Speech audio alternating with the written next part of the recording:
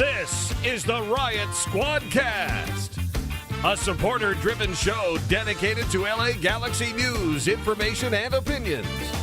Here's your hosts, Ed Rodriguez and Chris Zero Cool Tucker. Welcome to a special post-game hot take edition of the Riot Squadcast.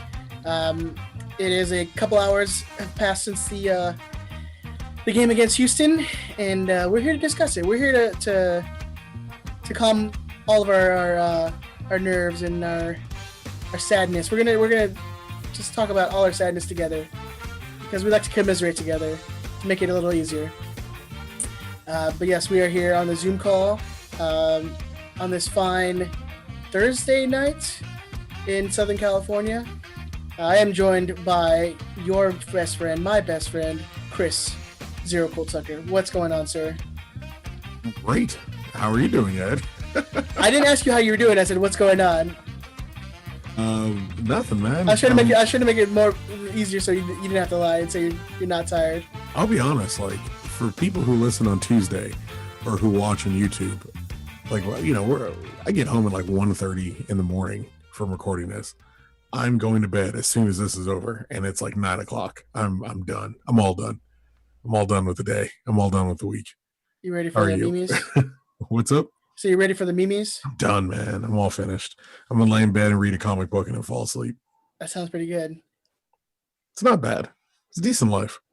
And Benjamin, as always, producer Ben is on the Zoom call with us. How you doing, sir? I'm having about as good a day as the Galaxy, man, or as good a week, I should say. Yeah, like no. So obviously the debacle on Tuesday, the nightmare that was both the live broadcast and the audio getting messed up, and now the broadcast is fine. But if you're listening to this on the podcast tomorrow, sorry you missed Ed's Welcome to the Riot Squadcast. So they didn't miss anything. It's cool. It sounds like it did on Tuesday. How about Ben? You just record like, hey, you're gonna miss the first 5 seconds. Here's the intro now. I screwed up. Yeah. I'll record the open for the people tomorrow, and I'll do my best. Ed, welcome to the Riot Squad. I'll do my best. Or Ed, just say it now, and I'll just cut it. Just cut it. Okay, cool. Yeah. We'll do it afterward. We'll do a second take. Do it in post. You okay with that, Chris? We'll just record the whole episode. I don't care. I don't care what you do. It doesn't matter. All right, let's get into it. The Galaxy draw 1-1 against the Houston Dynamo. Last minute penalty from Pavone gets a point in the tournament. I mean, I guess it cool. Yeah, right. Like, okay, cool. Again, just awful. Just awful. It's just plain bad. Of all the players, who was the worst for you guys tonight? I didn't really care for. I mean, look. Well, I guess let's set up the scenario first. Well, that's the thing. There's like I like to leave you guys the easier ones. Let's set up with the scenario because the Galaxy had it all in their own hands, right? We talked about it on Tuesday. Yeah, I mean, come on. We had it in our own hands, but we made this decision. We decided 8 months ago we weren't progressing out of this tournament when we didn't sign a backup striker. So the scenario was we had to win by 3 goals to advance in the tournament, and we can't use Zlatan. We weren't allowed to fly him in. Yeah, no, not on a 1 day loan. No, that didn't work. So we had to win by 3, and even Houston was still fighting for a spot too. So thinking that both teams are going to come out and maybe leave it a little open. And I mean, the Galaxy did have majority of the possession. Zubak, for all he tried. Oh man, he tried. My man tried, but my goodness. What does that mean? What do you mean he tried? He tried his best, and it's the most polite. It's the most polite way I can. It's the most polite way I can put him being not up to it and not at the level that we need as a striker in MLS for sure. Rob Friend tried his best. Yep. Samuel tried his best. Alvaro Perez tried his best. Just bless their hearts. The people man. in the pantheon that Zubak is now joining. There's a lot of people who tried their best. I like him. He's still my boy, but I mean, there's been plenty of players that we've liked, and they've just not been very good players. I mean, it just happens. Almost every youth player I've ever liked has turned out to be terrible. All Tristan your man Bowen, crushes. Tristan Bowen. Israel Cisse was not a man crush, but I was very hopeful for him. He turned out to be pretty useless. McBean, I'm not going to call useless, but definitely didn't work out. Justin Dillon hey, my man's thriving in Seattle. It just needed a change of scenery. You mean MLS Cup winning Justin Dillon? Respect to my man's name. Yeah, put it on his name, sir. But Zubak, this was it, man. Bro, I went to bat for you like 2 days ago. I had a whole thing like 2 days ago about you getting your minutes, and you showed them. Well, you showed them why they started Dunbar. Like, showed them why they started Wild. Talk. That's the thing. Go ahead. Is he still your bae? Of course, but that's the thing. It's like AJ. I like Ethan Zubak as a person, like as a young man. I like Ethan Zubak. He's a good kid. Like Justin Dillon. I like Justin Dillon as a young man. It doesn't really. Yeah, who else could play for Seattle that I would like besides like the kid I spotted playing a long time ago. So yeah, I still like Ethan, but we discussed this going into the tournament about youth players getting minutes. And one of the big things being your ability to take advantage of those minutes. As rare as they're going to come, especially if you're the backup striker to the highest paid player in the history of the team. Maybe even the league, but definitely the team. Shut your mouth. My watch is talking back to me. But if you're the backup to the most expensive signing in the history of the team, your minutes are going to come very few and far between. Like you were the backup for Zlatan last year. You got to see how difficult those minutes were to come by, even for a 38-year-old who was the big money forward. When you get those moments, you got to maximize on them. Dunbar maximized on his minutes. Gordon Wild maximized on his minutes. Harvey didn't have a lot of time, but it didn't get drastically worse when he came in.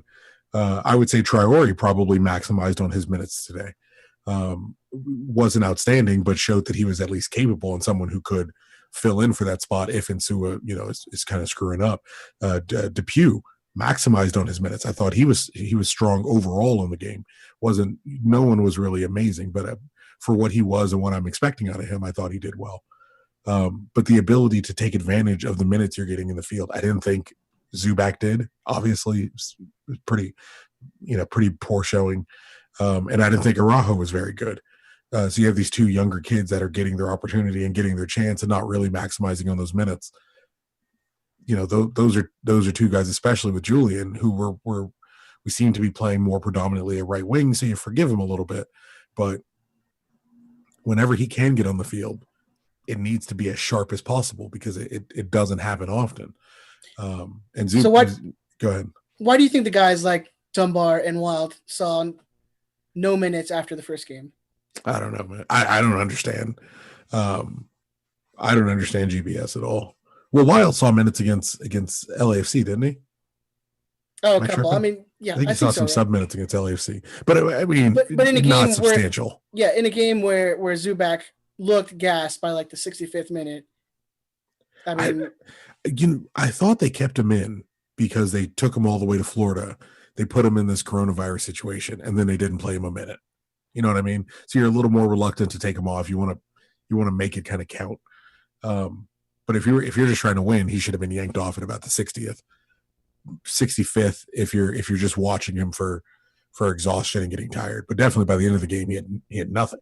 The chance he misses at the end, that's going to get referenced a lot and brought up a lot. And as soon as I get a copy of the game, I will cut a clip of it and post it out. But the moment that he's probably going to be most remembered for was due to him simply being gassed. And maybe he would be a little closer to match fitness if he got some of those junk minutes in the LAFC game or in the Portland game. But it is what it is. The coaching and the substitutions are, that is a situation unto itself. Yeah, because it seems kind of odd that in a game where you need multiple goals, why do you not bring in these kids who are going to run at these defenders, especially after like the 70th minute? Already these guys are going to be on tired legs. You have Dunbar or Gordon Wild run at them and show something, because they showed they can, at least be threats. Mm-hmm. And so it just seems so strange to me that Dunbar sees no minutes after that first game. I was surprised Dunbar didn't say anything after the first one, given how I mean, he was one of maybe 2 or 3 overall positives over 3 matches. Yeah.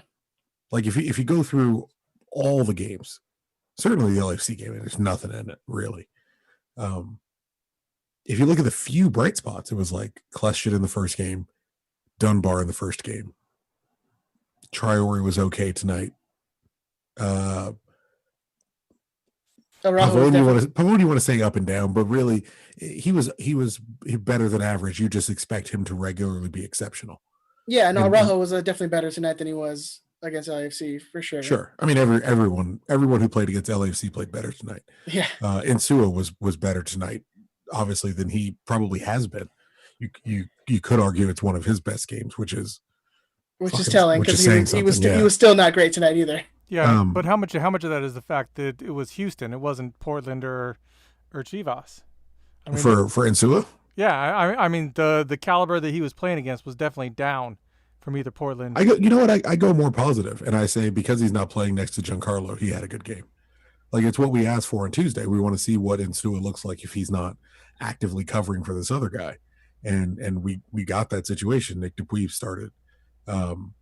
And so you have a shift, and now he's got a new defensive partner, and he played better. You want him to play better with the big money guy, but that may not be a realistic expectation at this point. But we'll see. It's still early. Yeah, I mean it's and let's talk about that goal. What was going on with Bingham? Not even just stuck on the ground. That's it. That's it. You can't even say like, hey, it was in the top corner. It was a perfectly placed kick. It's not an amazing free kick. If he stuck his hand out, he could have probably touched the ball. It's positioned. From what I remember, I haven't re-seen it since I saw the live goal, and I called it. Jonas will tell you I called it. Where as the free kick is standing up, I was like, they're gonna put this in, and he was like, really? I was like, yeah, our keeper's terrible. He's gonna put this in. And then of course it's directly. Did I read the room? Did I just read the room? I feel like I read the room. He's bad. I mean, there was no excuse for that. Nothing. Like you said. I mean, I don't know if it's caught flat-footed or trying to guess the wrong way, but I mean, that was terrible. That was Cudicini bad. No part of him thought it was going to go to that side. Yeah. He just didn't seem prepared for it at all. Like, and he literally just flat-footed, stuck in the grass, like didn't even attempt at it. It was sad. He got caught cheating. He knew where he was going to jump, if and when he was going to jump, before the ball was hit, and it didn't. I mean, that's kudos to the Houston player. It was even. I think it was Quintero that scored the goal, right? Yeah. My Minnesota United Bay kept me alive in that tournament. But I mean, even like the commentators were like, it must have took a deflection or something. And it's like, no, it's trash, man. Nah, man, he's just bad. He's just really bad. And they did the zoom in on his face, which was kind of hard. They did the as he's just stuck there, and then looks down at the ground, and then looks up at the camera. It is. He is David Bingham, man. He's still David Bingham. On his best day, he's still David Bingham. So you see how GBS changed up a little bit, putting in Depew, and so why would he not take a chance on someone like taking out Robin or taking out Bingham and switching him with somebody? Like, what's the point of keeping him in there? He had Lopez on the bench. That could be why. I mean, did they bring Von Steeg, Tuck? They did. Von Steeg, this first game, Von Steeg wasn't on the bench, so I'm assuming you can expect him starting between the six for the next G2 game, because he wasn't anywhere in the roster tonight. Yeah. But to answer the question, typically, historically, goalkeeper is a little more heady, a little more up in the mind, a little stranger. You could do some cray. Yeah, you could do some lasting professional damage if you're not planning on flipping Bingham. I think if you're done, what does it really matter? Start your youth kid, see what he can do. But if you're planning on keeping him, you may genuinely unnerve him to be like, hey, we're pulling you.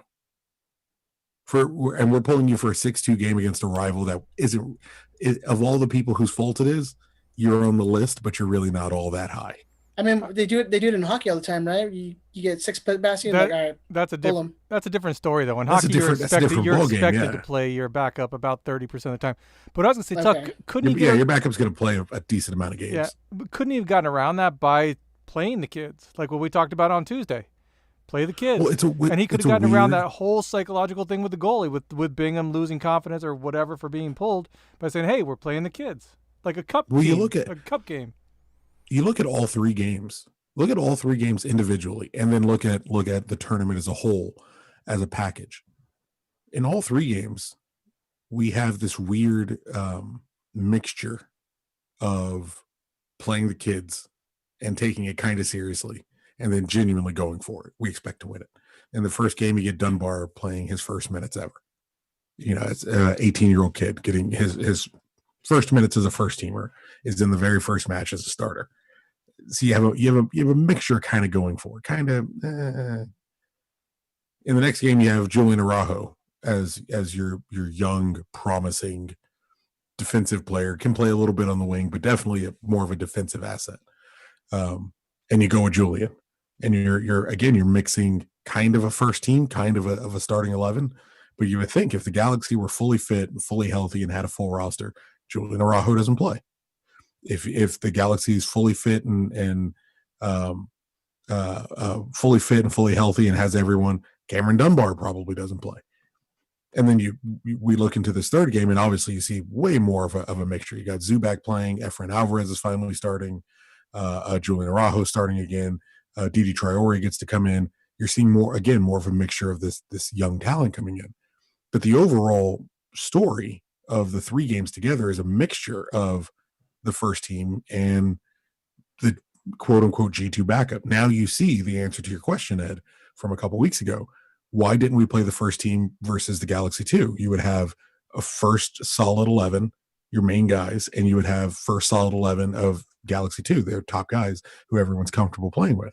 Well, the reason you play a blue and white instead of a 1 and 2, you're going to need some, we'll say rotation really, but you're going to need this mixture of this youth player. That was the mentality going in, and that's why we saw that mixed match. Yeah, it makes sense now why they would do that in the preseason game, or preseason. I mean pre-tournament game. Yeah, pre-tournament to the quote unquote preseason tournament. Yeah. Yeah, I mean it's pretty incredible to think like we did see guys like Dunbar and Wild. I mean Cuello got more minutes than I probably would have liked. I thought he did okay though. I mean overall, look, he's not my favorite. I mean I understand like you have to play. You only have so many guys like, and he's a GBS guy. Like sure. He's definitely a GBS guy now. But yeah, I mean I don't understand. Efrain gets like so little minutes, and it seems like he would have been a player to maybe come off and impact a game for you. I mean, especially, this game where, I mean, he came on, I mean, pretty late. I'm trying to find when he came on. For Cuello? Yeah. I don't remember. It was I think first sub came. In the 77th. Okay. And he came on for Corona. Okay, that's attacking substitution. Yeah. I mean 13 minutes, not a ton of time. Especially we were saying. When you need like 4 goals. We need a ton of goals. But look, speaking of Emil Cuello, and we can go through, if you like, quickly, how everyone did in the tournament, person by person. But like, you think about Emil Cuello and how Emil Cuello did. I think we can leave our overall impressions for Tuesday. Fair. This is like a quick one, yeah. You think about what Emil Cuello did in this tournament. Emil Cuello made $71,000 last year. Sebastian Lletget received a new contract for at least $530,000 because he's a TAM player. So let me ask you again: do you think Emil Cuello was decent in this tournament? Oh yeah, I mean, if you're comparing the two, yeah, for sure. If you're comparing to the guy who played every single game, who makes 6 times what Emil Cuello does, and no one can really understand what he does, and the beauty of my men. This game was the icing on the cake. This was like somehow he got worse from LAFC. Oh, man. It just got progressively worse. And that in this shot, one, that shot that he took, where he was like on top of the box, awful, where it almost resulted in a throw in. Like that's how bad the shot was. It's becoming regular though. I'm still giving a pass to a lot of guys because it's the COVID Cup. There's a lot of extenuating circumstances going on. There's going to be a lot of eyes on Sebastian Lletget, and that's a big contract we just took on at the top of the year that we didn't need to. You know, that was a lot of money we would have had available. And we're paying Lletget. Doesn't this just put like a whole nother stress on all these players, and like a whole nother, like, everyone's gonna be looking at you now? Yeah, we know he's making at least $530. Mm-hmm. At least $530. You asked the average Galaxy fan last year if Alessandrini would have taken $530, would you give him $530? And I imagine they would say yes. But instead, we got Lletget for another year, or maybe 3. Who knows? Who knows? With the team option for the 4th year. Mm-hmm. So it's disappointing. It had its disappointments, but overall, I thought that the young kids shown fairly well outside of Zubac tonight. Really. So back to the game. I mean, did you guys have any hope at all that they were going to pull this off? It was pull the 3-0. Yeah. No, absolutely not. And then we talked about it on Tuesday. You were like, they're going to do it. I was like, where the hell are they getting 3 goals from? That's what I said. The ultimate disappointment would have been if they go up 3-0 and then lose or get scored on in like the 92nd minute or 93rd minute or something. But them going up 3-0 is the impossibility. The idea of them keeping a clean sheet, which they failed to do, impressively this tournament. Their inability to keep a clean sheet aside. We needed to win 3-0, basically. Mm-hmm. However you want to score it out. We give up 2, we need to win 5-2. However it works out in your mind, we basically need to end with a 3-goal advantage. Where do you see 3 goals coming from? Let's just isolate the problems. Where do you see 3 goals coming from? Look, if you're asking me if I was honestly, Ben, go ahead. If you honestly thought I was gonna, yeah. If you asked me if I honestly thought that was gonna happen, no. It was like the worst case scenario of like them actually doing it and then still getting scored on the end and then losing. But yeah, I honestly didn't think they were going to score 3 goals. I mean, how many times have they scored 3 goals without Zlatan on the field? Zlatan has barely not played over the last 2 years, so you'd be going back a ways. Who outside of Zlatan has scored? Again, that Minnesota game. Where was that 1-0? That might have been 1-0. Yeah, I don't think that was multiple goal game. Well, we don't. We didn't have the ability to score 3 goals going in, and we didn't have the ability to keep a clean sheet going in. Mm-hmm. So that was the idea of progressing was a done issue well before this game started, or it should have been. How do you guys paying attention? How do you guys think the defense did tonight overall compared to the? Ed, compared to the LAFC game, that's bad. Before we get into that, Ed, people are confused on Facebook because you logged into my account and it has my name under you. So, just a heads up that I am not Ed Rodriguez. If you're watching this, there's 2 Bens now. Yeah, it's even worse. I'm the better Ben. The Uba Ben. The Uba Ben. I mean, we talked before that you could be my son, but that's a whole different thing. You could be. I mean, I don't know. I haven't seen my dad since I'm like 5. So hey, look, Junior, you need to settle down. I would probably kill myself if you were my father. That's fair. That's a legitimate response. I feel that's fair as well. I would definitely have been a teenage runaway for sure. You'd have been a preteen runaway. Yeah, for sure. So this is the reason why I ran out on your ass. Jesus Christ. Ben went to go get cigarettes and never came back.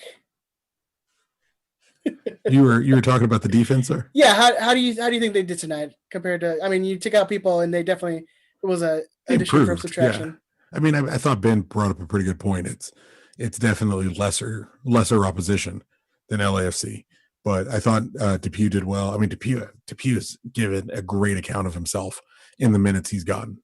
I mean, it's a Houston team that put 3 against LAFC. I mean, yeah, but there's a legitimate argument for starting Nick Depew over Giancarlo Gonzalez. Absolutely. And not even inside the prism of the Galaxy have a history of playing the players who make the most money, because one would assume they have to make that balance book look pretty good. Nick DePuy is a better defender. Every time he plays better than Giancarlo Gonzalez. I don't care where Gonzalez played. I don't care who he captained. I don't care if he was in the Champions League. None of that matters. Every time he's on the field, he's terrible. And at least most of the time Nick DePuy is on the field, he's decent. I think you obviously have the best point in when saying that this is a GBS and DTK guy. Like he's one of the bigger signings. Giancarlo? And so yeah. Yeah. Oh yeah. And so for him to fail is obviously going to be a huge failure on their part. And so that's, I think you made the point, like that's why they're going to play him. Look, this isn't even, this is a mentality that is deeply, deeply settled into the fabric of the club. It's not a DTK thing or a GBS thing. You sign the big money guy is going to play, period. That was the Siani situation. That was the Gio situation. That was the Gerrard situation. That was the Jones situation. That was Jovic. That was Carlo Cudicini. That was that was Juan Pablo Angel. Like we can keep going back if you like. If the dude makes a lot of money, we're going to keep playing him. We have to. That's how we protect the ability to keep spending money. We got to make it work. I'm genuinely worried they're going to try to make this dude work to the tune of many dropped points, because it doesn't seem to matter whether it's full arenas, empty arenas, coronavirus, non-coronavirus. Like he ain't got it. He just ain't got it, man. And there's an academy kid that's lapping you for way cheaper. Like I'm good, man. I'm good. And the thing is, the fear is you're always like, so we run with Nick DePuy. He's young, he's inexperienced, he's green. It's going to take him a while to get going. He's going to make mistakes. Absolutely. But presumably those mistakes are going to count towards something as he gets better. Presumably he will make mistakes. He will give away penalties, and he'll take red cards, and he'll be caught out of position. But in doing that, he should be learning from these things. Giancarlo Gonzalez has learned everything he's going to learn coming into this job. This is the big money job late in his career. He's done everything he's going to do. Every mistake doesn't improve him. Every mistake just hurts. It just hurts and slows down someone else's development. If you're going to lose building something. With playing Nick DePuy over Giancarlo Gonzalez, for me, is building something. Nick DePuy may give up a goal. Maybe. Yeah. Giancarlo Gonzalez is going to give up a goal. With that point, like I think that's why we kind of came to the thinking that, hey, just play the kids for this last game. I mean, you're nearly like 99% knocked out of this tournament. Why not give minutes to these guys against, actual MLS talent, an MLS team that's has speed, has guys who are not afraid to get into a tackle. Like, why not start an Efrain Alvarez and see what he can do? Like, why not start a Dunbar and see what he can do again? Like, I just don't understand why you go back to playing a Kitchen and Corona in the middle. Why you go back to playing Leggett, who has been awful this entire tournament. Like, why not? If you're gonna give people minutes, give these guys minutes. Like, see what they can do. This is the thing. Go ahead, Ben. No, I say the reason why, Ed, is because of the fact that these guys need all the playing time they can get. I mean, if we're going to have a season afterwards like they say they're going to, these guys need the reps. Guys like Kitchen, guys like Corona, even Leggett. If he's going to get any, they need the reps to kind of find some sort of groove. I mean, you also have to remember, they're not playing another game for a month. I mean, we're out of this tournament. If they're lucky. Yeah. If they're lucky, because now you're getting areas shutting down the ability to play sports in them. So who knows? Yeah, with any luck, this is the last time we see this team this year. that will probably be okay. To both of your points, I think Ben's right. I think you play it because Leggett's going to play. Start of the season, start of whenever things get going and we're playing at home and it's empty arenas and whatnot, Sebastian Leggett's going to play. Mm. Same reason you play Insua. He needs to work through these things because he's going to play. As the fan, as the supporter, as the person with the what you have This is where I end up regularly telling people, and it gets construed sometimes as where your energy should be focused. And I don't ever really want to tell somebody what they should or shouldn't be doing, but we have a vested interest in the long-term success of players. We have a vested interest in the long-term success of the organization, of the club. It means more to you that Cameron Dunbar comes through well, that he gets his minutes and he develops and he matures and what have you. You just look at the Galaxy's coaching situation for the last 4 years. Anolfo lasted a year and some change. Even a year and some change, maybe a few months into the job. Yeah, I think he lasted just a few months into the job. Ziggy lasted roughly a year, counting when he picked up the job until he walked away or was separated, whatever it was. We burn through coaches. Like for GBS's standpoint, I need to show we did something in this tournament. I need to show it's not, we didn't come in and hit a complete goose egg.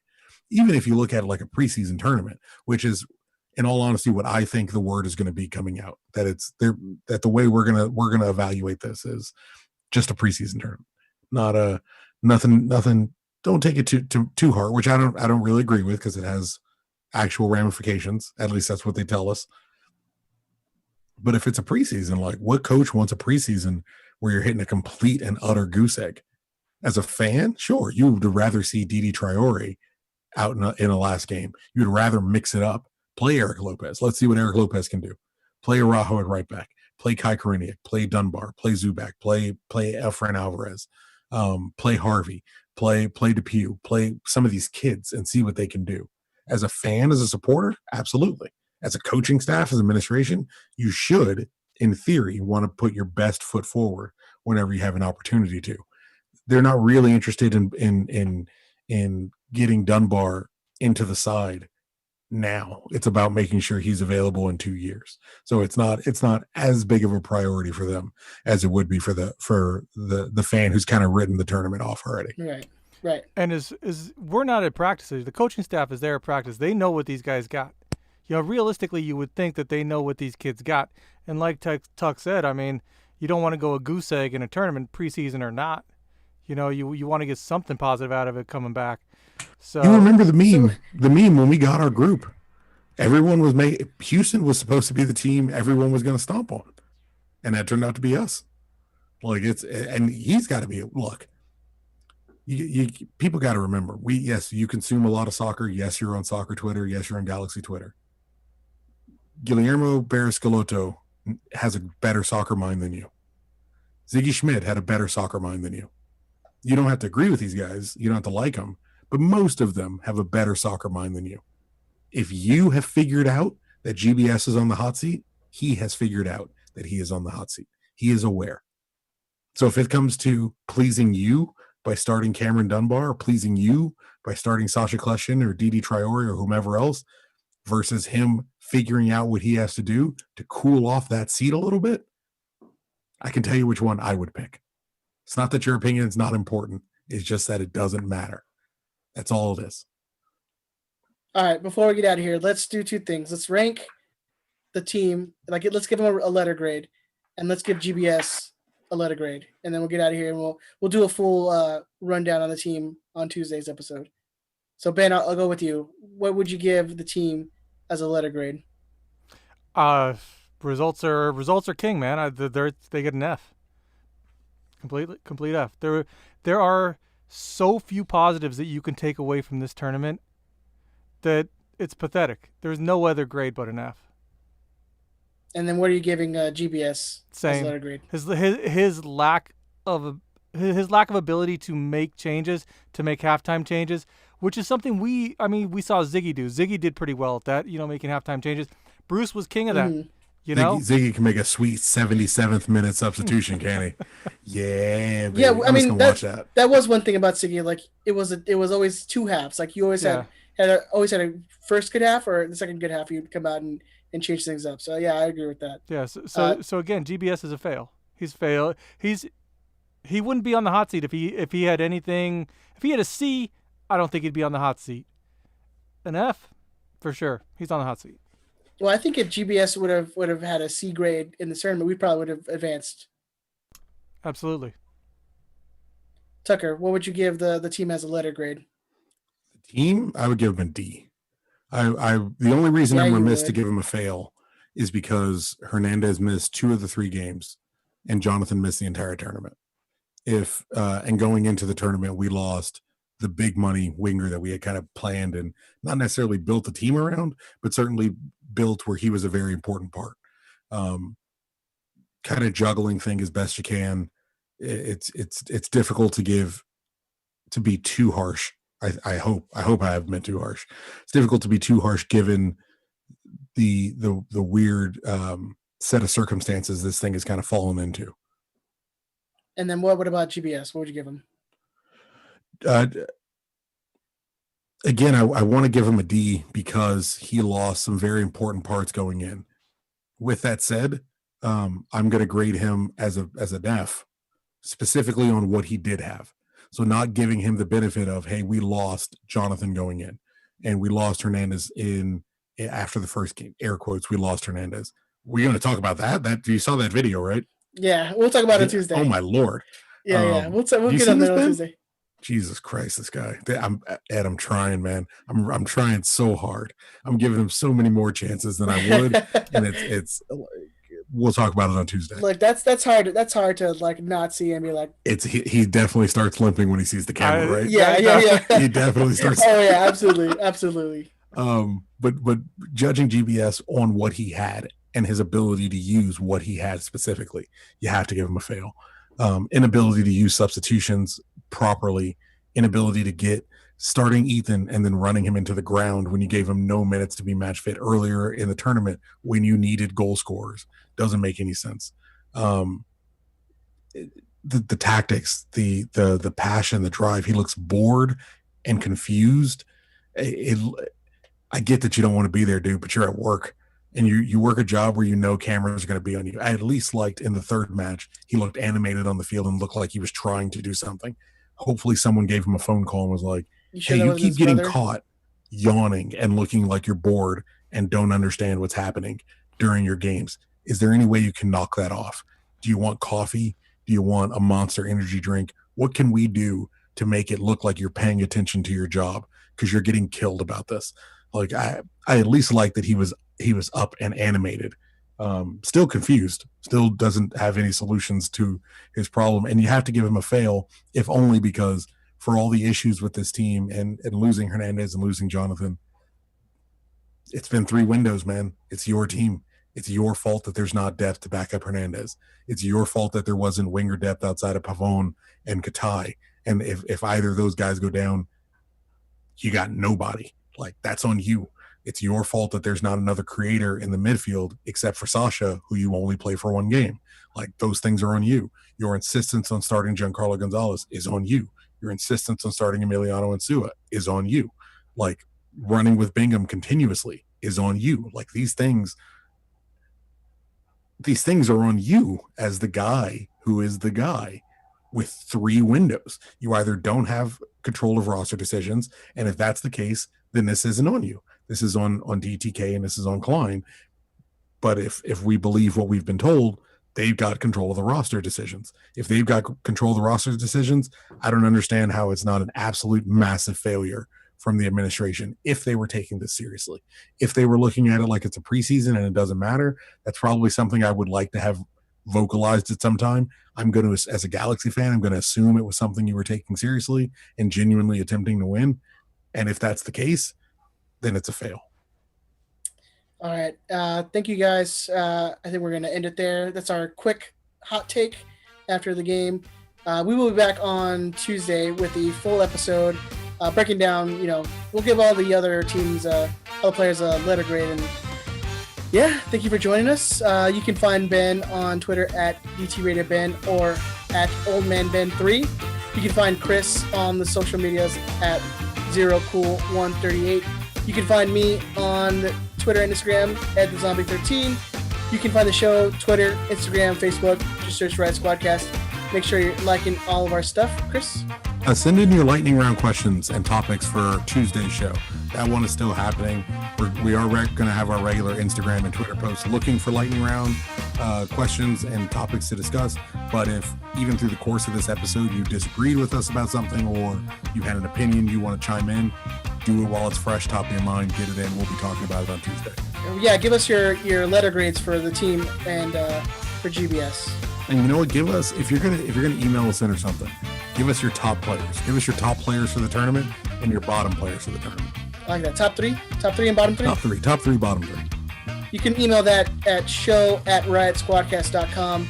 If you guys want to give us a voicemail, if you want to put in your voicemails, 562-641-5277. That's 562-641-5277. We want to hear from you guys. Let us know. Give us your topics or your questions or any of your comments you have on today's game and the tournament in whole, actually, if you want to give us that.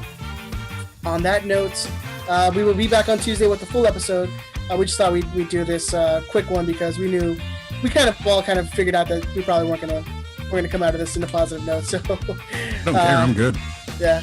I live aloha, bro. Don't matter. Smiling. Hey, I'm smiling, bro. I'm smiling. Don't matter. The other beauty was like Tuesday's show. We kind of got to come to grips with the fact that we weren't going to progress. Yeah. So this isn't a shock at all. No. I don't think anyone who like has been paying attention has realized it's not out of the ordinary. All right, man. We'll see you later. We'll talk to you guys on Tuesday. We love you. Stay safe. Wear your masks. Bye. Chris.